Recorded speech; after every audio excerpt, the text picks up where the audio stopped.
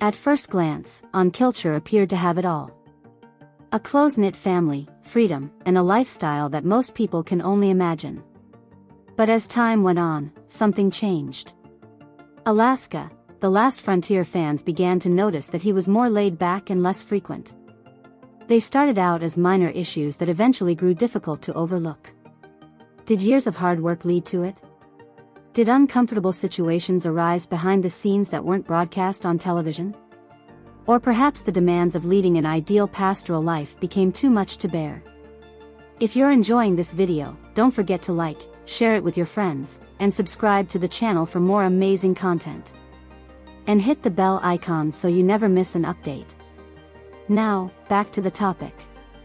What we were talking about was: the more you investigate, the more you find evidence of burnout, mental stress, and a silent disintegration that may have been occurring for a long time before anyone realized. On March 6, 1983, Eivin Kilcher was born. He was raised on the family's shabby farm a few miles outside of Homer, Alaska, and is the third generation to do so. He has a deep connection to the earth.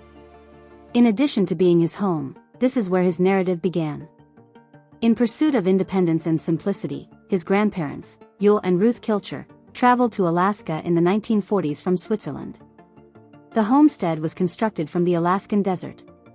In 1913, Yule Kilcher was born in Switzerland. Julius Jacob Kilcher was his birth name. Even as a child, he had a lifelong curiosity with people and their cultures. At the age of 16, he hitched a ride around Europe and North Africa, learning about other nations. How to survive on less. Swedish builders and residents of the Carpathian Mountains taught him how to construct log homes. He would find great use for these abilities in her life in Alaska. He visited Alaska for the first time in 1936 and immediately fell in love with the untamed landscapes. In 1940, he returned to live there permanently. A year later, Ruth Helen Weber joined him.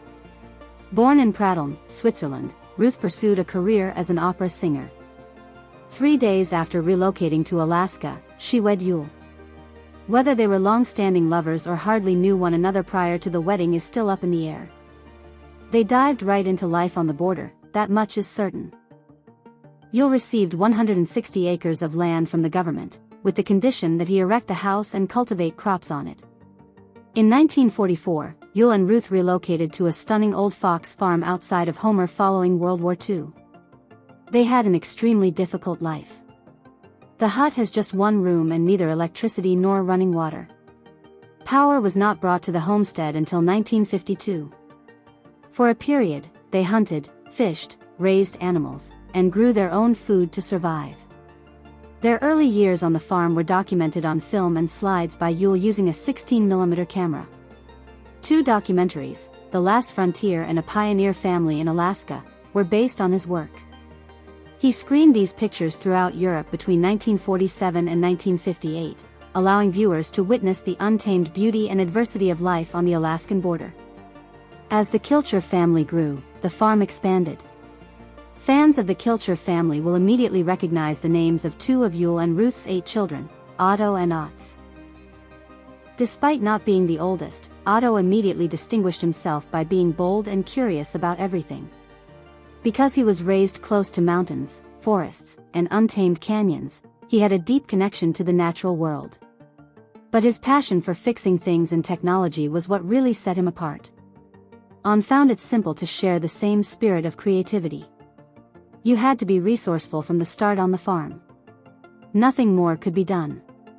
While other children made up stories about Alaska, Eivin had an adventure every day in its untamed beauty. He learned more from the trees, the mountains, and the shifting of the seasons than he did from simply admiring them. From an early age, he would hunt, fish, build, and perform other tasks that made the Kilcher homestead function smoothly. He learnt life skills on his own, such as how to survive, make things, and coexist peacefully with nature. It was a lifestyle that was inherited by subsequent generations. However, Aan's tenacity wasn't just inherited from his family. He mixed in his own ingenious thoughts. The man has a knack for generating fresh concepts. Give him some old wood and metal, and he'll likely turn them into something useful, like a boat or a smokehouse. He does not go to stores to buy food. He hunts, fishes, and cultivates his own vegetables and plants. He is capable of self-care that most people can only imagine. When he was younger, perhaps 8 or 10 years old, he had one of his first experiences of living alone. His father gave him the keys to what was likely a 1983 Subaru DL vehicle, which taught him how to drive fast. Straight to the point. Steer, keep it in gear, and cut off the engine if you're about to hit something. It was an odd lesson. That's all. The car has no brakes, no gear, and no other occupants. Only the trust of Eivin and his father. I will always remember that, since it was both thrilling and frightening. At the age of 15, Aan paid $700 to his father for a used 1986 Subaru GL station wagon. It was his first significant acquisition. The point wasn't that it didn't run at all. He fixed it, which was the first time he truly learnt about mechanics. To pay for it, he put in a lot of labor on the farm, repairing fences, moving equipment, and even sharpening old nails so they could be used again. You had to perform the labor with just your bare hands. It was a short-lived Subaru. It was damaged in the end. However, Aan recalled what he had discovered. Forever. In his 20s, Aan did not attend college. Rather, he chose a route that kept him on the harsh edges of life but away from Alaska. He earned money in the riskiest circumstances by working as a wildfire fighter during the summer. He took a world tour throughout the winter. He believed that was a more effective method of learning than attending school. He traveled around Indonesia on a motorcycle with a close buddy when he was 22. He had never experienced anything so thrilling in his life. They began in Bali and traveled more than 2,000 kilometers east, traveling via coastal roads, steep mountain passes, and endless jungles while traveling on public boats between islands. I will always remember the scenery, the freedom, and the heat. He specifically considers the Sumbawa shoreline, which is 500 kilometers of unspoiled. Lovely, with lofty mountains, pure water, and winding roads. Speed wasn't the point. They were supposed to relish the experience and feel the warmth of the tropics on their skin while only sporting shorts and t-shirts. However, there were some difficult moments. In a serious collision on the island of Flores, his friend's leg was severely burned. Since they were in the middle of the bush and unable to receive assistance, they had to return to civilization. Going through enormous rice paddies at night, when it was pitch black, was the scariest part. They were surrounded by lightning strikes and torrential rain. Lightning was likely to strike them since they were riding on a raised road, which was the highest point in the region. They used a semi-truck as a makeshift shield to protect themselves from the lightning. When they arrived in town, where they would be safe, they were keeping track of the minutes. It's one of Aan's favorite and most enduring memories, despite her fear. When Aan returned to Alaska, he built his life on the property where his grandfather had formerly resided. He began with a single house and gradually transformed it into a whole farmhouse complete with fields, gardens, and all the other necessities for independent living. It wasn't just him. Through it all, Eve has been his partner. The history of Eve and Aan dates back to their childhood. They both grew up near the Kilcher mansion on farms. Eve shared a home with her mother and father. Her mother lived in Gustavus, which was near Glacier Bay National Park, and her father lived in Homer, close to Aan's family. After Eve moved live with her dad full-time, Eivin and Eve attended the same high school. After graduating from high school together in 2001, their friendship gradually developed into love. The couple's strong ties to the land were reflected in their August 2011 wedding, which had a wildlife theme. Eve maintains the farm's garden while Aan is occupied with construction and hunting. Alaska's growth season is barely 4 months long. Eve, however, gives everyday significance. She transforms even the smallest bits of soil into useful things by planning ahead and working diligently every day to grow a wide variety of vegetables. To ensure her family is prepared for the long, cold winter, she spends a lot of time preparing, preserving, and storing food when harvest season arrives. However, they were unprepared for the outside world, which was poised to intervene and alter everything. The largest and most untamed state in the Union is Alaska. there has always been an air of mystery about it. That's why it's referred to as the last frontier. People were understandably fascinated because so much of the land hasn't been touched. TV producers soon discovered that viewers wanted to witness individuals living in such a remote location without access to water or electricity. In the end, the Kilcher family was discovered by Discovery Channel, which is constantly searching for intriguing Alaskan stories. A writer contacted on Facebook to inquire about the family's interest in appearing on a reality show. Only in the era of digital technology is this possible. That was Alaska, the last frontier's beginning. Otto and his wife Bonnie, Otto's Lee and Jane, Otto and Charlotte, and of course, Aan and Eve, were among the several members of the Kilcher family that were featured on the show. As they went about their regular lives on the farm, cameras followed them around. Every summer they prepared for the hard Alaskan winter by gathering firewood, ensuring their homes were winter-ready, and making sure they had enough food for both themselves and their animals. The summers weren't a respite. They needed to move fast. Because it covered actual farming in great detail, the broadcast was unique. However, some individuals didn't enjoy it. When the show made everyday tasks like hunting and woodworking look like life-or-death tasks, some viewers felt that it took survival too seriously. After all, the Kilchers were not truly alone. They could always go to Homer, a nearby town, if things got hard. However, whether or not every threat was real wasn't what many found appealing about the show. It was appealing because it demonstrated a strong, independent, and customary way of life. The family and their unique way of life were immediately presented to viewers when the show premiered on December 29, 2011. The protagonists were Otto and Otto. They related tales of their Swiss father, Yule, who moved to Alaska in search of true freedom. In his ideal world, Yule and his family would be able to live off the land and support themselves away from the bustle of the modern world. The initial concerts heavily featured such concept. There were only 3 episodes in the inaugural season, simply titled Alaska, but they were excellent. The family's final, stressful hunting excursion before winter was followed by it. Now that they had lost some livestock to bears, the expedition was even more crucial. They were rushing to prepare for winter in episode 2. The disappearance of a cow and her calf in the cold woods in episode 3 made the action even more thrilling. As the show gained popularity, Discovery decided to renew it for a full season of 15 episodes in October 2012. The start of the second season was excellent. Otto and Ott struggled with poor weather and a shortage of food while attempting to assist a fellow homesteader. When winter ended, the family returned to hunting, fishing, and woodcutting, particularly for king salmon. After starting the show from the outset, Aan immediately gained popularity among the audience.